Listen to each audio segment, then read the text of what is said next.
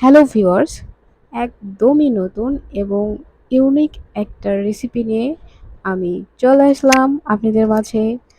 এই রেসিপিটা হচ্ছে ডিমের তৈরি, আর এই রেসিপিটার নাম আমি দিয়েছি এগ বল। পিক দেখে হয়তো বুঝেই গেছেন এতক্ষণে এটা আসলে কতটা টেস্টি এবং কতটা মজাদার খেতে আর কতটা সুস্বাদু। কিছু কিছু ছবি দেখে বোঝা যায় যে আসলে খাবারটা কতটা টেস্টি হবে। তো চলুন ভিডিওটি শুরু করি। আর হ্যাঁ, আমি আপনাদের সাথে প্রতিনিয়ত রান্নার ভিডিও শেয়ার করব।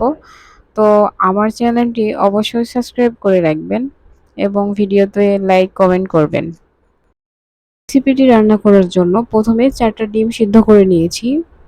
তারপরে এখানে আমি ধনিয়া পাতা নিয়েছি। ধনিয়া পাতাগুলো আমি সুন্দর মতো ছোট ছোট করে কেটে নিব।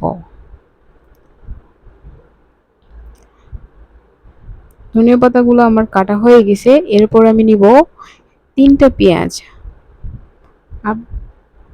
আপনারা চাইলে 4টা পেঁয়াজও নিতে পারেন, 5টা পেঁয়াজও নিতে পারেন। আমি এখানে 3টা পেঁয়াজ নিছি। তারপরে নিব কাঁচামরিচ। কাঁচামরিচও ছোট ছোট করে কেটে নিব। আমি ভিডিওতে দেখাচ্ছি মানে কতটুকু ধনিয়া পাতা, কতটুকু কাঁচামরিচ আর কতটুকু পেঁয়াজ কেটে নিয়েছি। তারপর আমি এখানে নিয়েছি 4টা ডিম, 4টা আলু, দেশি আলু। তারপর আমি জিরা, সাদা এলাচ ভেজে নেব। এটা ভেজে এটা গুঁড়া করে নেব। আর নেব আপনি পাউরুটি গুঁড়া। আর দোকান থেকে আমরা পাউরুটি কেনার পর কিন্তু এরকম সহজে গুঁড়া হতে চায় না, যার কারণে পাউরুটির এরকম গুঁড়া করার জন্য আমরা পাউরুটি কি করব, দোকান থেকে কিনে নিয়ে আসার পর এরকম আঁচে দিব। আঁচে দেওয়ার পর হাত দিয়ে একটা ডলা দিলেই গুঁড়া হয়ে যাবে। তারপরে আমি ডিমগুলা ভালো করে ভেঙে নিব হাত দিয়ে এইভাবে।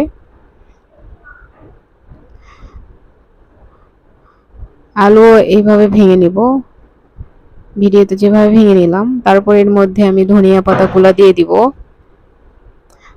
তারপরে দিব পেঁয়াজ কুচি।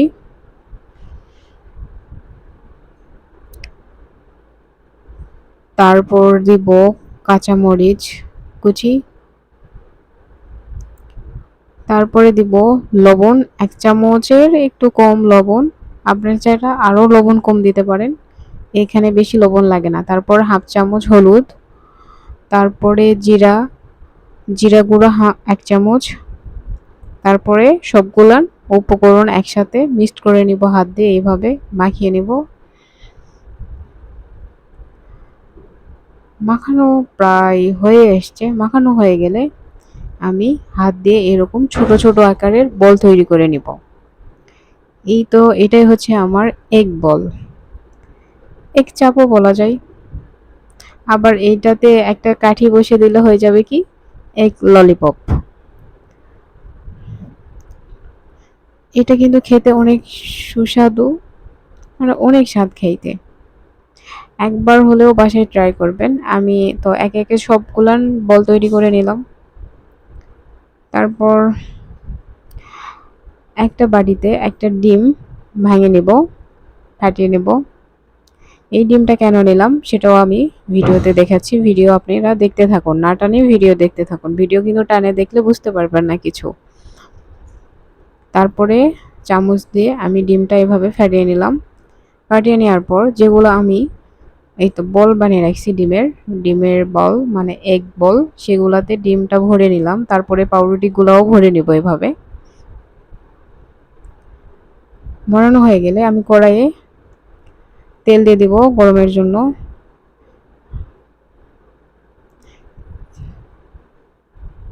তেলটা যখন একটু গরম হয়ে যাবে তখন এর মধ্যে আমি এগ বলটা ছেড়ে দিব।